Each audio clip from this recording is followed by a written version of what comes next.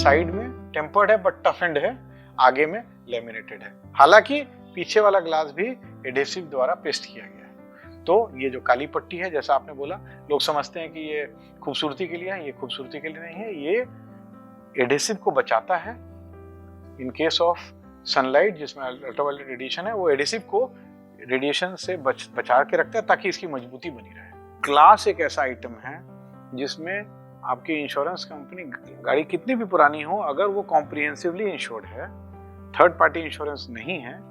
Even if अगर zero depreciation या नील depreciation policy नहीं है, तो ग्लास के पूरे पैसे इंश्योरेंस कंपनी को देना की बाध्यता है। कि अगर आपको स्टैटिक गाड़ी है, खड़ी गाड़ी है, और आपको लगता है गाड़ी को झाड़ना है, पोंछना है,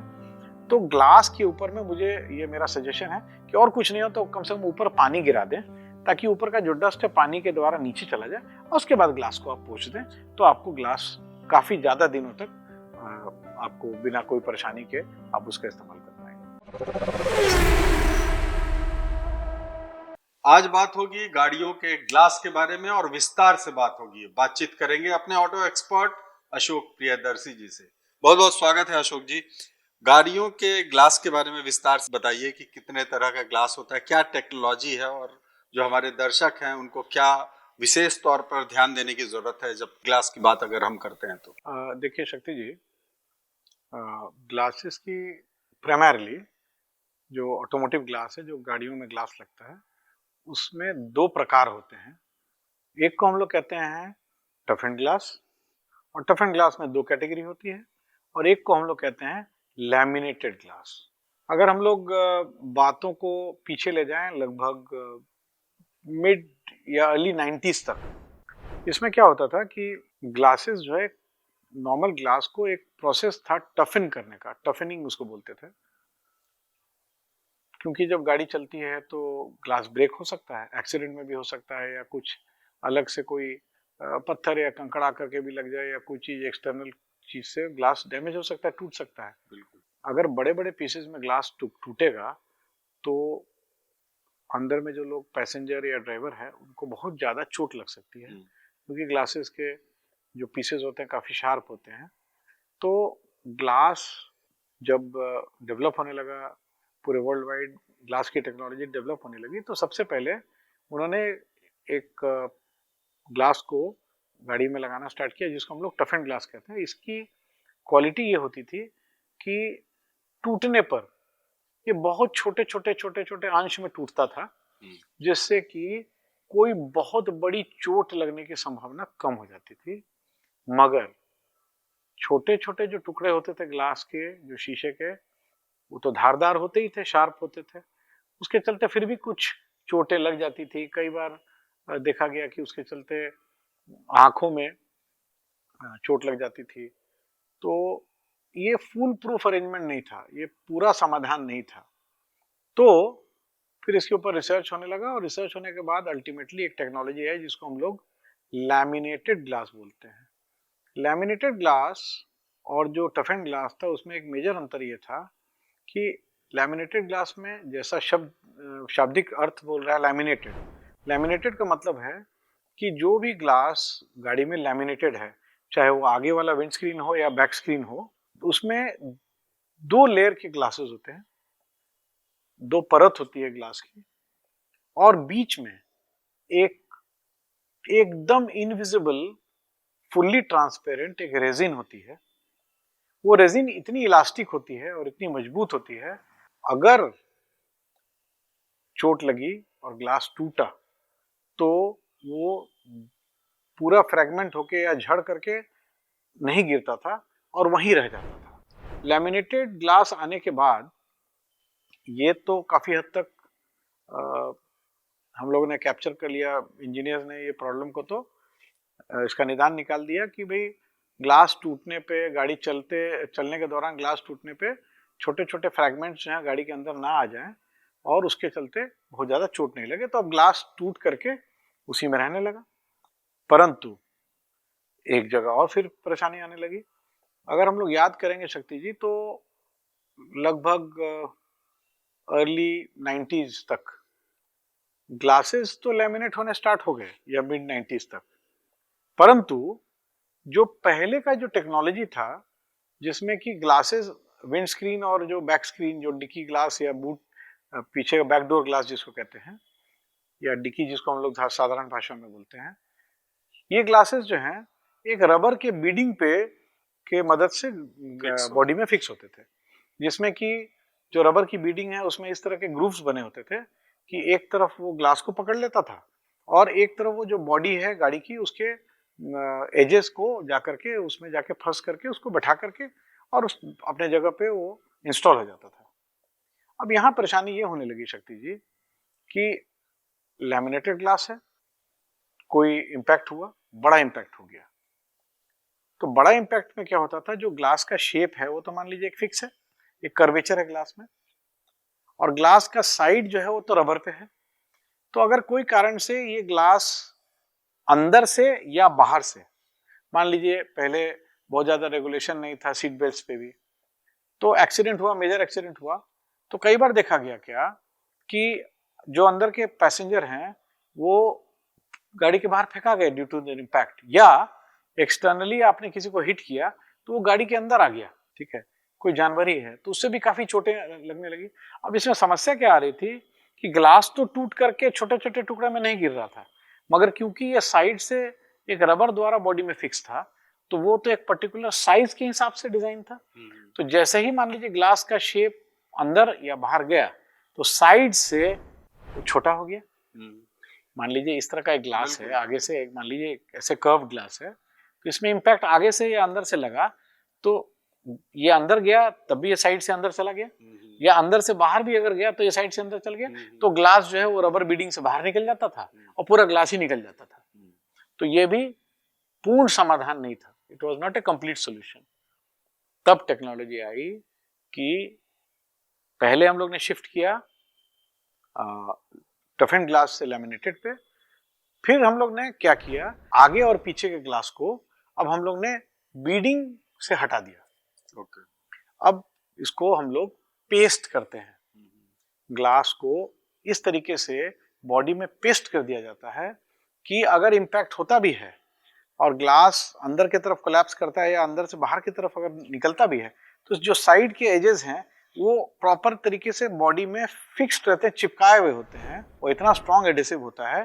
कि ग्लास जो है वो निकल के बाहर नहीं जाता, वो बाहर अपने अपने माउंटिंग से डिसलॉज नहीं हो सकता है, खुल नहीं सकता है। और ग्लास का कितना भी शेप आगे पीछे और जो रेजिन है वो बहुत ज्यादा इलास्टिक होती है, काफी ज्यादा इलास्टिसिटी होती है उसमें। तो आप अगर सोचें, अगर इतना बड़ा कोई पत्थर भी अगर चलती गाड़ी में विंड स्क्रीन के ऊपर में फेंक दिया जाए तो वो पत्थर आ करके तोड़ करके अंदर की तरफ थोड़ा लटक जाएगा, मगर क्योंकि साइड से पूरा ग्लास जो है वो प्रॉपर तरीके से फिक्स्ड है तो वो गाड़ी के अंदर नहीं आ पाएगा, क्योंकि जो रेजिन है जो दोनों ग्लास की लेयर के, वो रेजिन जो है उसको अंदर आने से रोकती है, और ये रेजिन काफी मजबूत होती है और काफी इलास्टिक होती है, और प्लस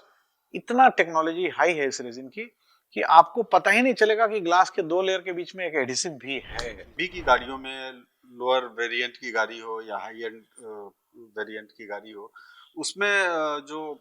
लैमिनेटेड ग्लास जो लगता है विंड स्क्रीन में लगे या बूट स्क्रीन में लगे, तो वो लैमिनेटेड ही लगता है या अभी भी नहीं, ये तो अब मुझे नहीं लगता है कि पूरे वर्ल्ड वाइड ऐसी कोई भी गाड़ी बनती है जिसमें आगे का ग्लास तो 100% वो लैमिनेटेड ही लगता है और प्रॉपरली वो पेस्ट करके ही लगता है। पीछे वाला ग्लास भी जो है मुझे लगता है कि अधिकांश, आई वुड से हमारे देश में भी 90% 95% से ऊपर वो बैक डोर ग्लास जो होता है या डिक्की ग्लास जो होता है वो भी पेस्ट होके ही लगता है, ठीक है। क्योंकि आप सोच सकते हैं कि कोई ऐसा इम्पैक्ट आए और मान लीजिए पीछे से किसी ने इम्पैक्ट किया तो कोई उस ग्लास के द्वारा भी पीछे नहीं निकल पाए, या पीछे से कुछ धक्का लगा तो ऐसा नहीं है कि वो कोई ऑब्जेक्ट है वो पीछे से अंदर आ जाए, तो पीछे का ग्लास और आगे का ग्लास पेस्ट करके ही लगता है। हाँ, क्योंकि लैमिनेटेड ग्लास की कॉस्ट जो है वो थोड़ी ज्यादा होती है,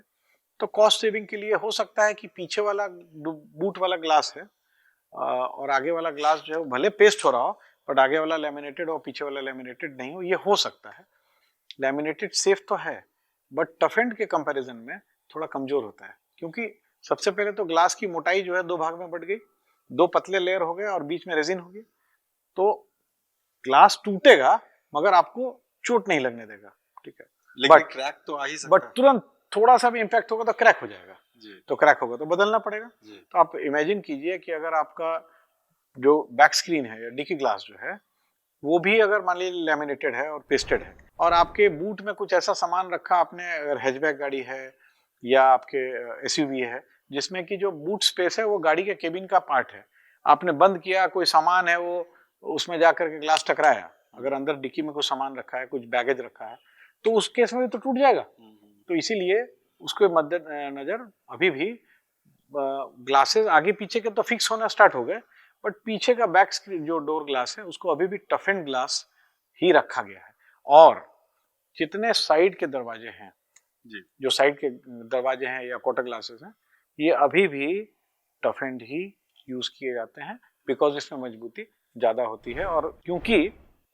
ये इसका ग्लासेस का साइज छोटा होता है तो उसमें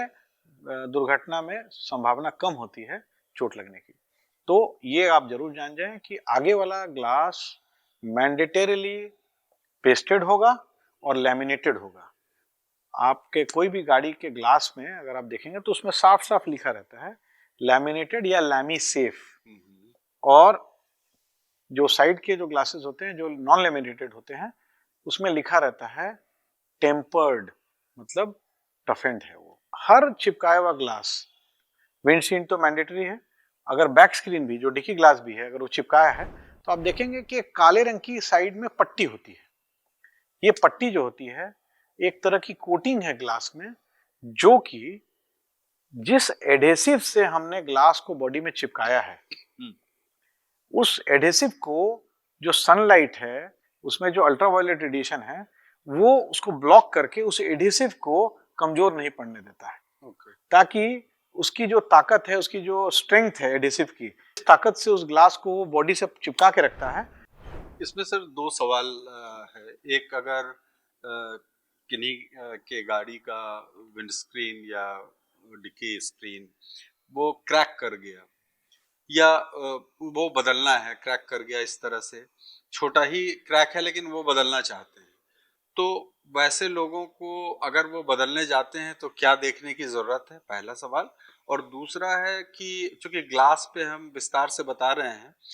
तो बहुत लोग ऐसा होते हैं जब ग्लास को साफ करते हैं तो डस्ट के कारण स्क्रैच हो जाता है, तो उनको ग्लास कब बदलना चाहिए?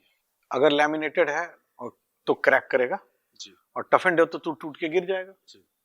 ग्लास में क्रैक अगर डेवलप होता है आगे के ग्लास में तो उसके चलते बहुत ज्यादा चिंतित होने की आवश्यकता नहीं है। हम अपने दर्शकों को बताना चाहेंगे कि अगर आप कोई लॉन्ग ड्राइव पे जा रहे हैं और अपने शहर में आने में आपको टाइम है, अब बीच में अगर कोई कारण से कोई क्रैक डेवलप हो गया तो एकदम अस्वस्थ रहें कि आपके वापस आने तक एकदम वो ग्लास अपनी जगह पे रहेगा। भले क्रैक थोड़ा बहुत बढ़ जाए या ज्यादा बढ़ भी जाएगा बट वो ग्लास टूट करके अंदर नहीं आएगा और ना उसमें से निकलेगा जी। तो ये एक चीज है। तो क्रैक तभी होगा जब वो लैमिनेटेड है, और अगर टफेंड है तो टूट जाएगा जी, ठीक है। तो एक तो हो गया कि भाई टफेंड में टूट गया तो बदलना ही है, लैमिनेटेड में क्रैक हो गया तो आपका निर्णय है, आपको लगता है बदल लेना चाहिए एकदम बदल लेना चाहिए। और इंश्योरेंस कंपनीज जो हैं खासकर ग्लासेस में, मैं एक और बात इसमें ऐड करना चाहता हूँ, जिन भी दर्शकों की गाड़ी कॉम्प्रिहेंसिवली इंश्योर्ड होती है, मतलब थर्ड पार्टी इंश्योरेंस नहीं है, उस केस में ग्लास ही एक ऐसा कंपोनेंट है जिसमें कोई डिप्रिसिएशन नहीं लगता है। अगर आपकी गाड़ी की इंश्योरेंस पॉलिसी में नील डिप्रिसिएशन नहीं भी है तो ग्लास एक ऐसा आइटम है जिसमें आपकी इंश्योरेंस कंपनी, गाड़ी कितनी भी पुरानी हो, अगर वो कॉम्प्रिहेंसिवली इंश्योर्ड है, थर्ड पार्टी इंश्योरेंस नहीं है, इवन इफ अगर जीरो डिप्रिसिएशन या नील डिप्रिसिएशन पॉलिसी नहीं है, तो ग्लास के पूरे पैसे इंश्योरेंस कंपनी को देना की बाध्यता है जी। भले उसका रबर का बीडिंग या उसमें जो एडेसिव लग रहा है या उसमें जो मोल्डिंग है या वेदर स्ट्रिप लग रही है, उसका पैसा रबर का आइटम है तो आधा मिले, वो आधा दे या फुल देना है वो तो गाड़ी के एज पे डिपेंड करता है। But regardless of the age और regardless of the policy, insurance policy जिसमें कि नील डिप्रिसिएशन या जीरो डिप्रिसिएशन नहीं भी है, तो ग्लास में पूरे पैसे मिलते हैं। तो ग्लास अगर डैमेज है और इंश्योरेंस है तो उसको बदलवा लेना चाहिए। कोई भी ऑथराइज वर्कशॉप आपकी गाड़ी का ग्लास अच्छे से और बिना कोई परेशानी के बदल देता है। और जो दूसरा सवाल था कि ग्लास का केयर कैसे करें। राइट। देखिए, ग्लास एक बेसिकली हार्ड मटेरियल होता है। तो शक्ति जी, होता क्या है कि गाड़ी है तो डस्ट पड़ेगा ही पड़ेगा। तो अगर डस्ट को हम अ, एक सूखे कपड़े से झाड़ने की चेष्टा करेंगे तो उसमें जो पार्टिकल्स होते हैं, खास करके जो पतले सैंड पार्टिकल्स होते हैं, वो ऊपर में एकदम ग्लास का जो अपर लेयर है उसमें तो थोड़ा बहुत स्क्रैचेस कर देते हैं ना। तो उसमें क्या होता है कि दिन में तो नहीं पता चलता है, बट रात में जो ऑनकमिंग ट्रैफिक है उसमें जो लाइट आती है तो उसमें वो डैजलिंग करेगा आपको। उसमें ना ब्लेमिश मार्क, जिस पैटर्न से आप ग्लास को पूछते हैं वो ब्लेमिश मार्क्स उसमें आ जाते हैं, वो डस्ट मार्क्स उसमें आ जाते हैं, जिसके चलते एक सर्टेन एज के बाद आपको देखेंगे कि ऑनकमिंग ट्रैफिक लाइट्स, जो गाड़ी की लाइट्स है ऑनकमिंग ट्रैफिक वाली गाड़ियों से, उसके चलते डैजलिंग होती है, थोड़ा सा उसमें आपको विचलित करता है वो। तो उस केस में अगर आपको लगता है कि ये आपके लिए अनसेफ है तो आपका निर्णय बदल देना चाहिए। बट मेरा ये मानना है, इसलिए आप देखते होंगे कि जितनी भी गाड़ियां होती हैं उसमें जो विंड स्क्रीन ग्लास है, जो वाइपर उस पर चलता है, उसके साथ साथ एक वॉशर होता है। एक उसमें से लिक्विड निकलता है, कुछ लोग उसमें एडिटिव डालते हैं तो बहुत अच्छा है, नहीं भी डालें तो पानी भी अगर रहे तो आप देखेंगे बहुत ध्यान से मैन्युफैक्चरर्स कैसे डिजाइन करते हैं, जब आप उसका वॉशर ऑन करते हैं तो वॉशर के साथ साथ जो वाइपर है वो थोड़ा डिलेड ऑपरेशन होता है। बिल्कुल, कुछ पहले कुछ क्षण का एक गैप होता है ताकि आपका ग्लास पे पानी आ जाए तब वाइपर चले। तो कहने का मतलब ये है कि अगर आपको स्टैटिक गाड़ी है, खड़ी गाड़ी है और आपको लगता है गाड़ी को झाड़ना है, पोंछना है, तो ग्लास के ऊपर में मुझे ये मेरा सजेशन है कि और कुछ नहीं हो तो कम से कम ऊपर पानी गिरा दें ताकि ऊपर का जो डस्ट है पानी के द्वारा नीचे चला जाए और उसके बाद ग्लास को आप पोंछ दें तो आपको ग्लास काफी ज्यादा दिनों तक आपको बिना कोई परेशानी के आप उसका इस्तेमाल कर पाएंगे। तो ये गाड़ी है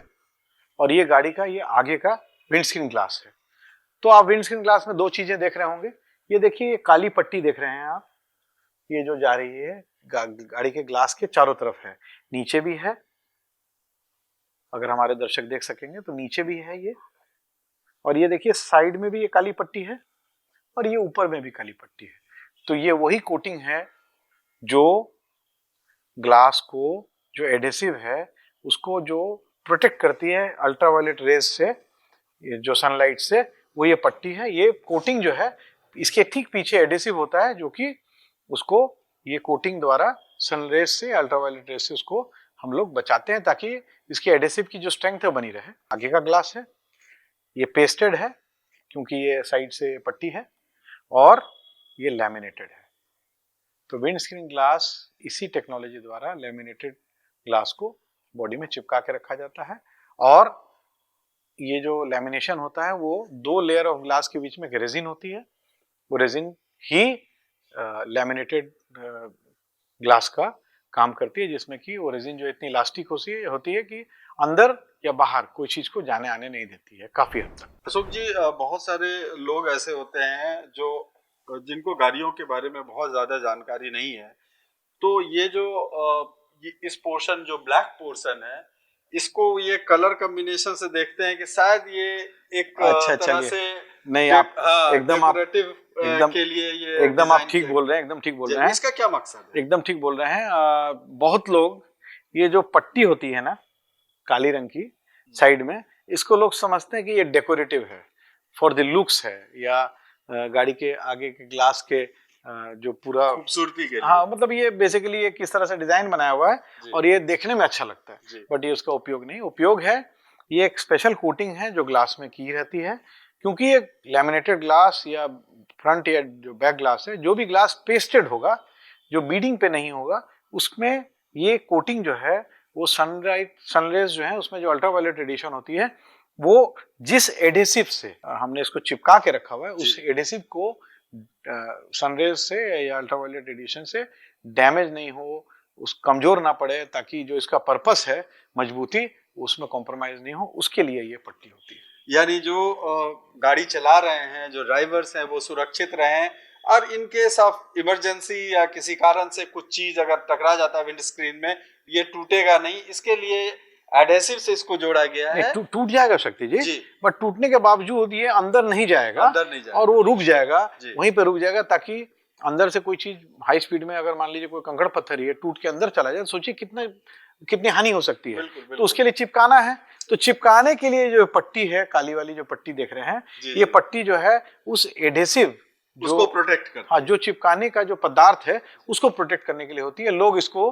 भले एक डिजाइन के या ब्यूटिफिकेशन के हिसाब से देखते हो, पर इसका एक्चुअल पर्पस ये है, ऑब्जेक्टिव ये है। यहाँ देखिए साइड ग्लास में टफ एंड लिखा हुआ है, जैसा कि विंड स्क्रीन में लैमिनेटेड लिखा हुआ था, तो साइड ग्लास में देखिए टफ एंड लिखा हुआ है। ये टफ एंड का मतलब ही होता है कि ये जब टूटेगा तो छोटे छोटे टुकड़े में टूटेगा और गिरेगा, और क्योंकि साइज इसका बहुत बड़ा नहीं है, तो विंड स्क्रीन के मुकाबले में बहुत ग्लास छोटा होने के कारण इससे चोट लगने की कम संभावना होती है। अब आप देखें कि ये गाड़ी के पीछे का हिस्सा है, और इस पीछे के हिस्सा में भी ये काली रंग की पट्टी है, तो ये भी ग्लास चिपकाया हुआ है, ये रबड़ के द्वारा या कोई रबर बीडिंग के द्वारा इसमें नहीं फिक्स्ड है। अब इसमें थोड़ा ध्यान देंगे शक्ति जी, आगे वाला लैमिनेटेड, साइड वाले ग्लास में टफ एंड लिखा हुआ है,